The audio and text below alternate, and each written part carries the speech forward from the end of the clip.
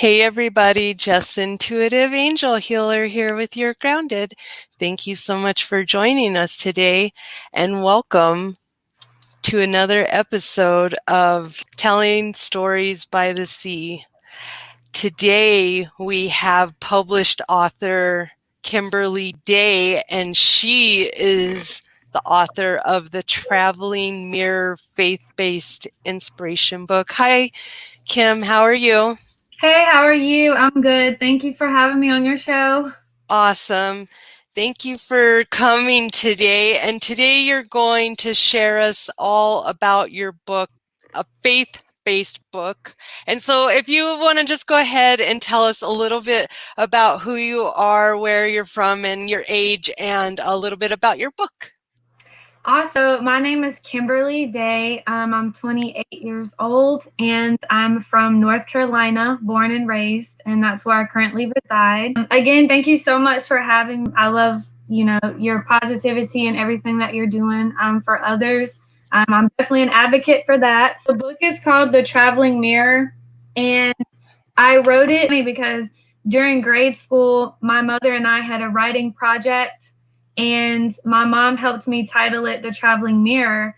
And so, fast forward through life, my grandmother passed away, and so I heavily relied on faith to get me through the grieving process and the sadness that came with her death. And so I used that as an outlet to write. So that was my motivation to write this. And then while writing, I just prayed over what message I wanted to get out to other people. And so I just used that tragic experience, unfortunately. And I know a lot of people go through death because, we all have to die someday. But I used faith, and that faith in the Lord helped get me through, and it helped give me a new perspective on life. And that's kind of what this book does.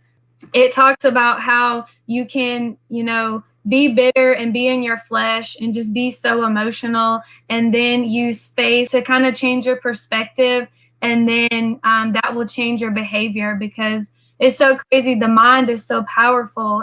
The mind, it dictates your behavior and your actions. And so that's what I talk about in my book. Nice.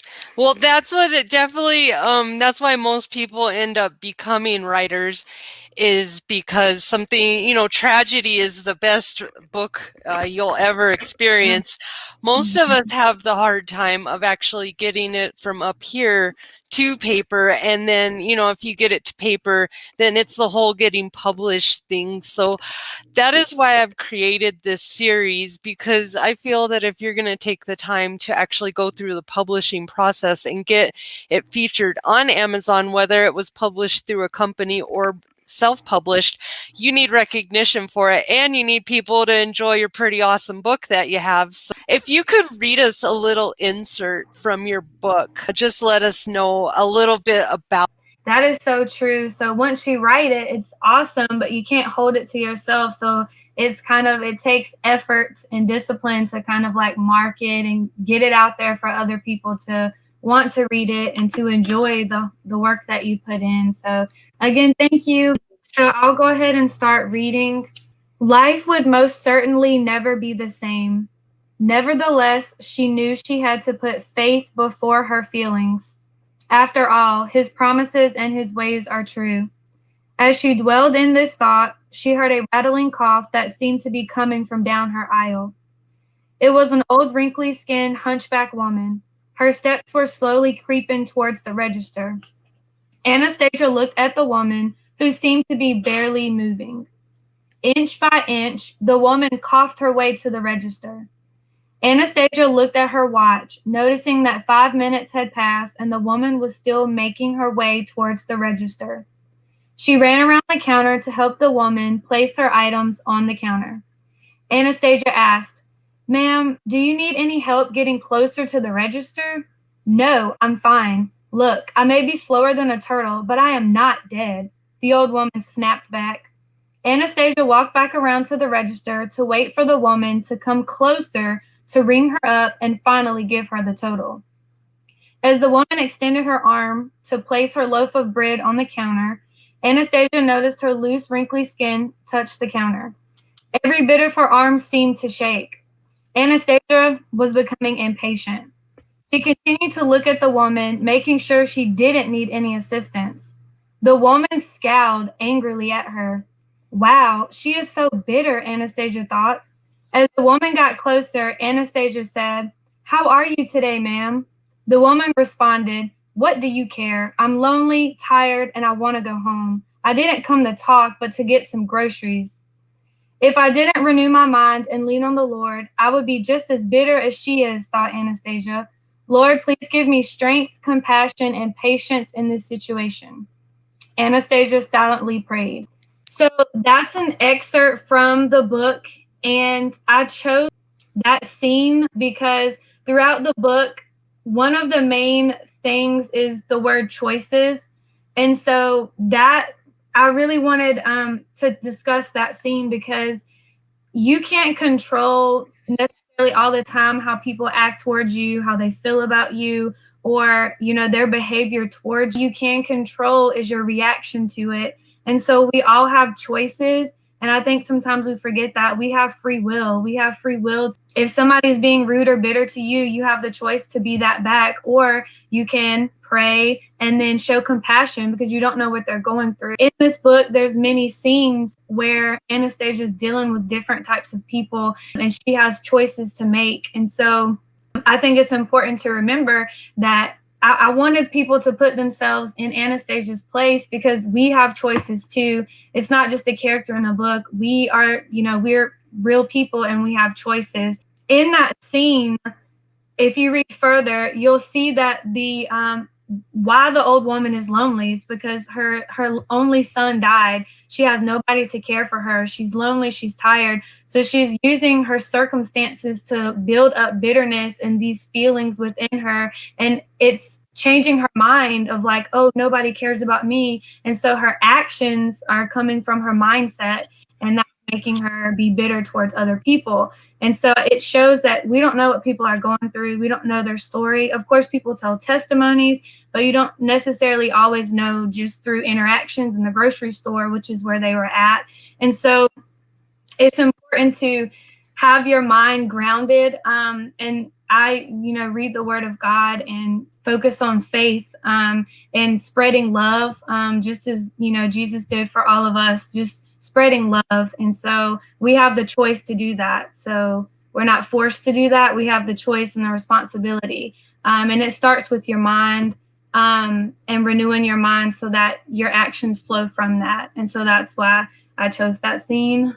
Nice.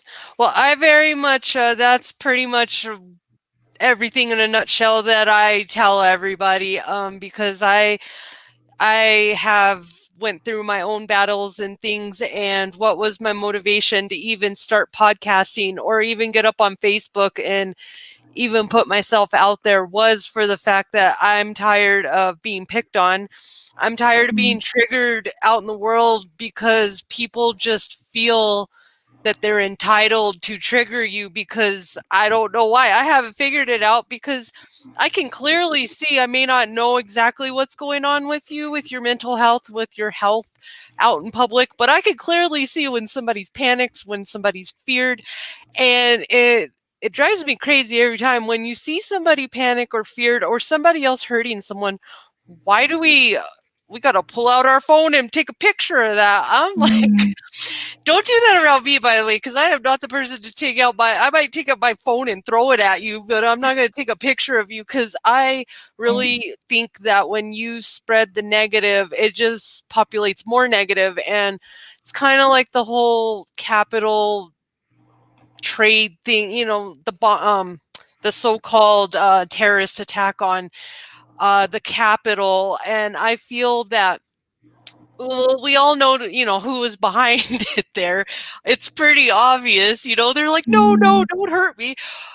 But why would you keep, Yeah, I swear to you, that is on everything, on repeat, on the news, and that's in everybody's brain. We all know that it was a hoax. We all know an inside job. So why would you keep giving credit? It's kind of like the person who killed that whole family. Don't give him the front page of the news. And that's what happens. And that's why I got tired of right. negativity always wants to overcome, but we forget that the dark, you need the light. The light overcomes the dark, because when you turn on the light, guess what? The darkness goes away. So Right.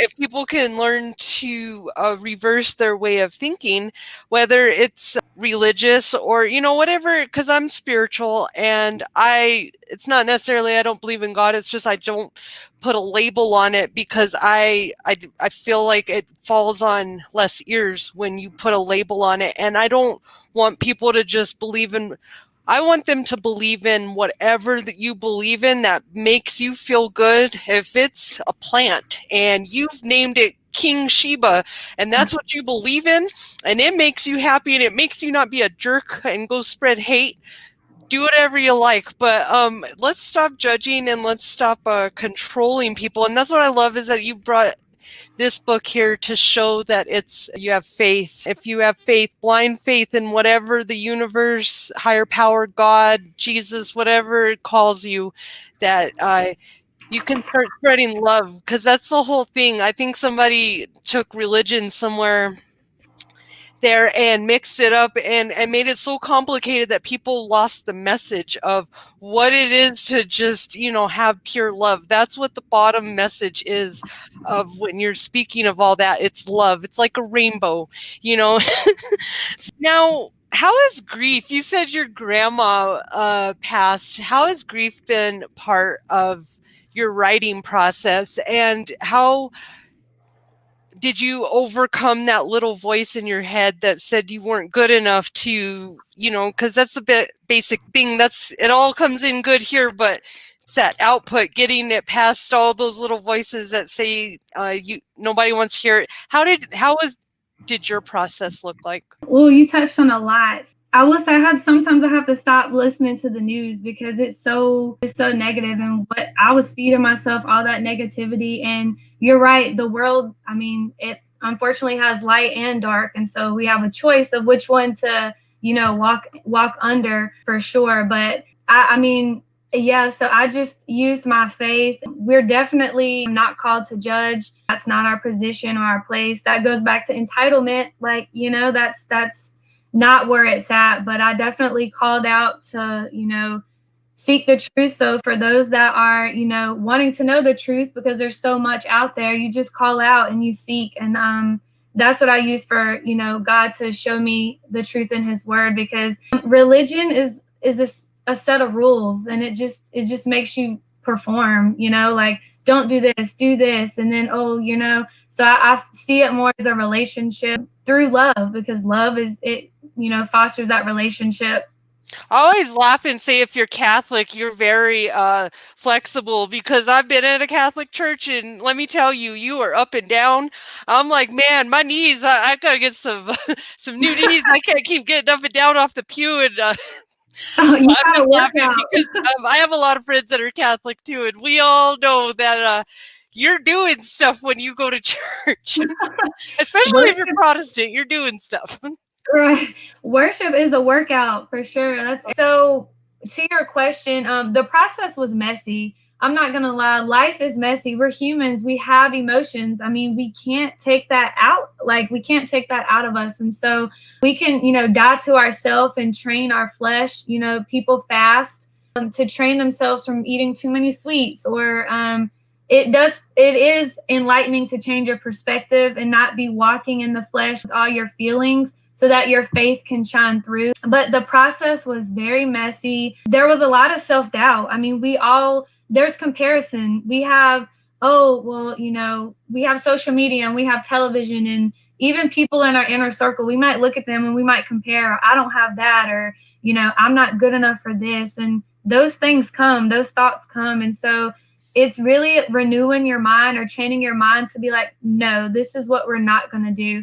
And it takes discipline. I mean, it sucks. It does take some work, but you just keep being consistent and don't beat yourself up. Like, you have to treasure yourself, your temple. And so you can't, keep speaking so negatively about yourself, because, I mean, you're yourself. So what I did during that time was I had like, oh, I can't write this. When I first printed this book, there was a misspelling, or the page number was wrong. So here I was, like a big blubber, like, oh my gosh, I'm defeated. My work doesn't matter. Like, there's an error, And so I had to get past that, like, no, this is my hard work. Humans make errors and they move on, they learn from it.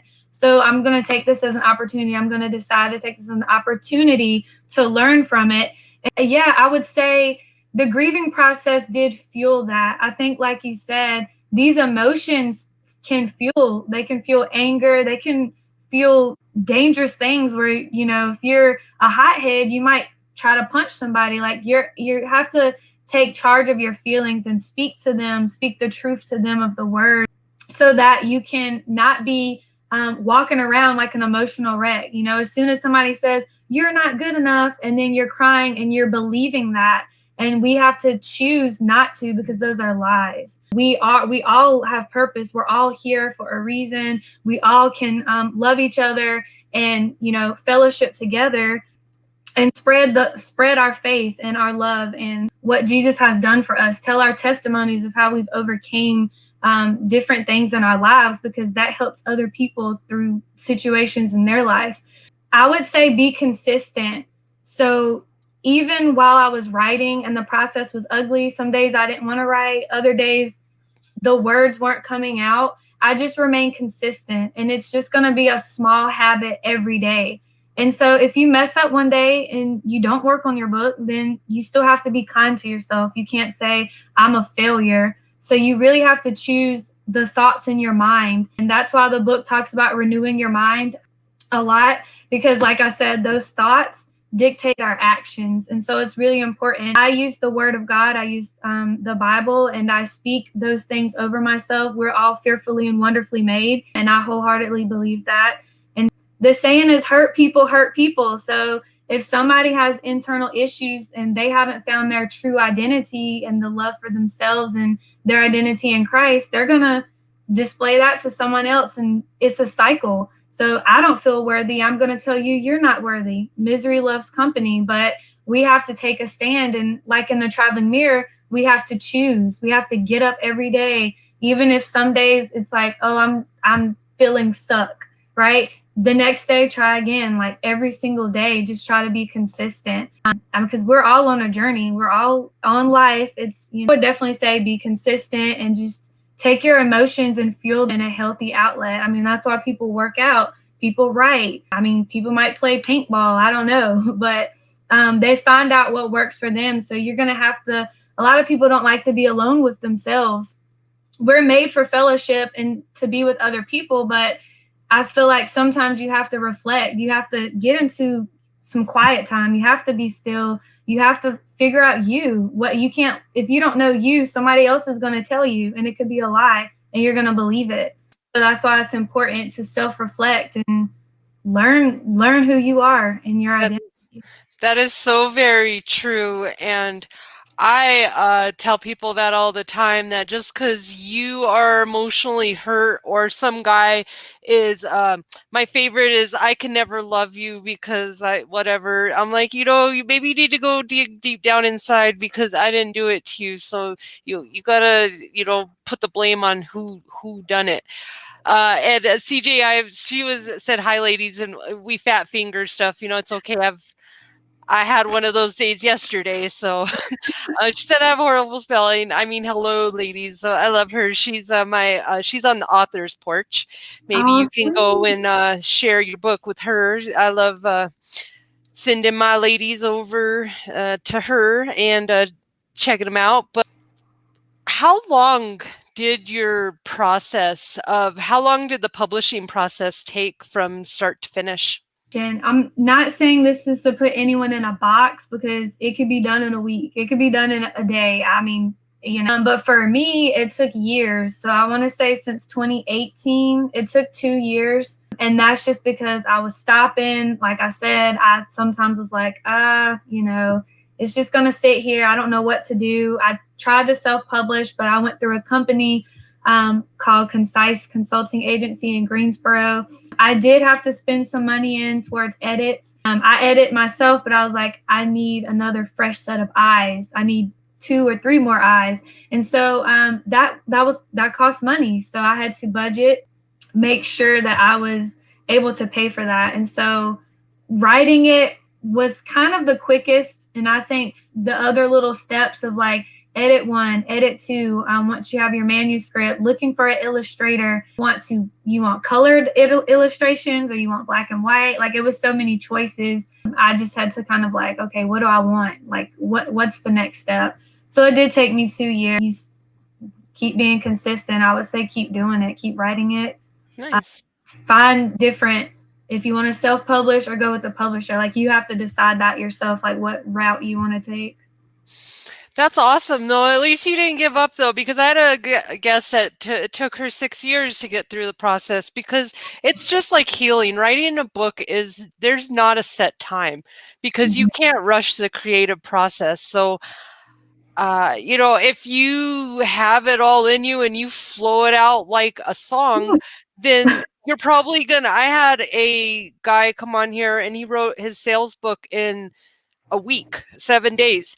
And he didn't even research anything. It all came from his brain because he's been doing sales for 30 years. So he's literally just like, here, record my thoughts because I know sales that well. So, I think we put ourselves up to, we compare ourselves to other people, and my process may take longer than your process, but it doesn't matter to me. All that matters is that you're doing it and you take actionable steps towards your life purpose, and you'll know if writing's in your life purpose or not. Yeah, it's a thing that comes in and you just know.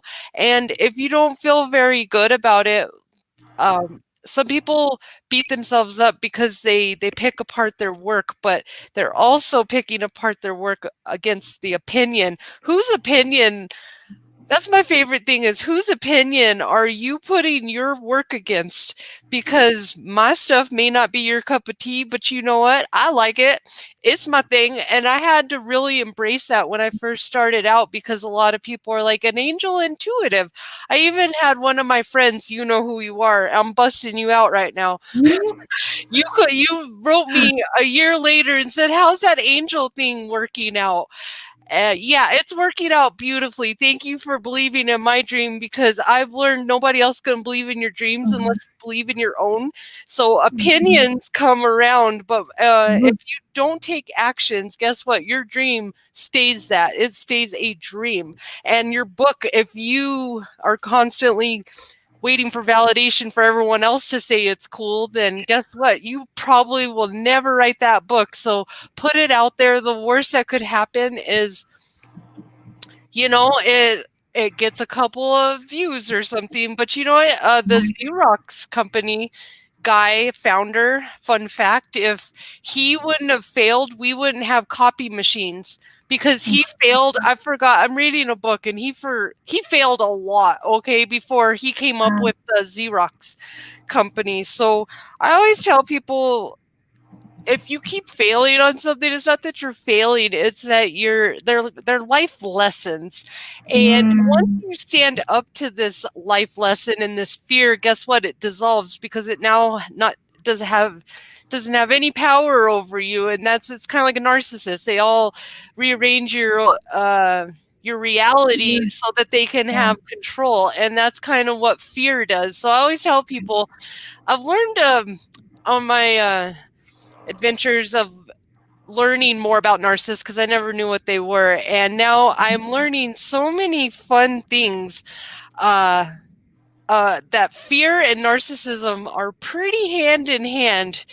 And it's not just about being conceited, because that's the biggest thing that we all think is narcissism is about being conceited. It's called having a personality disorder. So, but amen. Be your own validation. Yes, ma'am. Always be your own validation, because if I ain't validating me, guess what? The next man won't, and nobody's going to believe in you if you don't believe in you, because that doesn't make any sense. So what keeps you inspired as a writer, and how do you overcome the fear in the process? We're about to wrap this up in here in just a minute.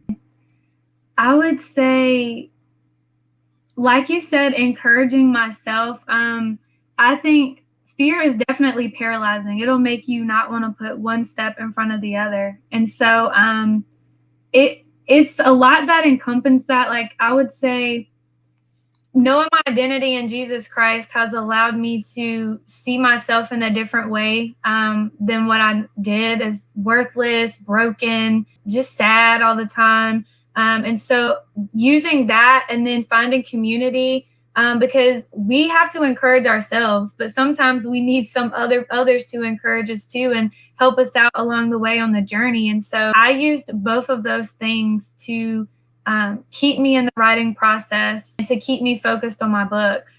So accountability as well, like, hey, I want to write 2 pages. Can you text me and see if I've written the 2 pages today? I think utilizing our resources and other people around us too helps, because I definitely had to do that. And like you said, it's a process. So what works for one might not work for other, but once you find, like, do you do a reward and punishment system? Like, hey, I'm going to get gummy bears after I write this or check off this goal, or hey, I'm not going to book that trip or go out to, I mean, it's a pandemic now, but maybe go out to eat or hang out with a friend if I don't do this. So just trial and error and seeing what works for you. I would definitely say do that. And I just relied heavy on prayer to get me through, because I'm not strong enough. I'm human. I'm broken. I've got heartbreaks and different stuff that, our life experiences that make us up in our journey. And so use that in what God said, and using that to help me enlighten others, and people pour back into me. So it's, one big, beautiful teacup of love. Nice. And so we're gonna go ahead and wrap this up, but where can our viewers, I'm gonna go ahead and put it on here, where can they reach you? I know you have the Traveling Mirror Facebook page here. Are there any other places they can reach you? Thanks. On Instagram at The Traveling Mirror. And so I'll respond to any DMs if anyone has any questions or needs encouragement, or just like, even you got this girl or you got this boy. I'm here for that. So pushing Nice. for greatness in this life. Nice. And you can pick up your book on Amazon, The Traveling Mirror. And what would be your advice going out of here to future authors that have a book inside of them, but they're just letting fear control their life to so much that they're just like, I guess another lifetime it'll have to be done. What would be your advice to future authors that really need to just step over that fear and get their book out there? And so, like I said, fear is paralyzing. And so I can sit here all day. You and I can tell them, like, hey, you got this. But until they, get sick and tired of like putting it off and believe it for themselves, I mean, we can sit here till we're blue. So I would say definitely, like, if you have that desire to write something, it didn't come from anywhere. Like, it's meant to be put out. It's going to help people. Like, wouldn't you want to help people? Wouldn't you want to tell your story or get your work out there? Like, you have to put value in it. I think if you put value in it, you're not going to care if your book is 3 pages or 20 pages, 150. You're not going to compare it, because what you bring is valuable. We're all unique. We're all different. We all look different and things like that, talk different. So whatever uniqueness you have, birth it. Birth your book, baby. That's Birth your book, baby. I love that. That's fun. Well, thank you so much, Kim, for being here today and sharing this book. I know it's touched a lot of people out there, and y'all can go and get her book on Amazon, The Traveling Mirror. The links are on the side, and you can scroll and see. Thank you so much for being here today. Thank you for having me so much. Thank you for all You you. are so welcome. And thank you, beautiful souls, for tuning in to episode number 10 of Telling Stories by the Sea. Tune in next time when we have another awesome author sharing the backstory of her book. Love and light, everybody. Have a wonderful day.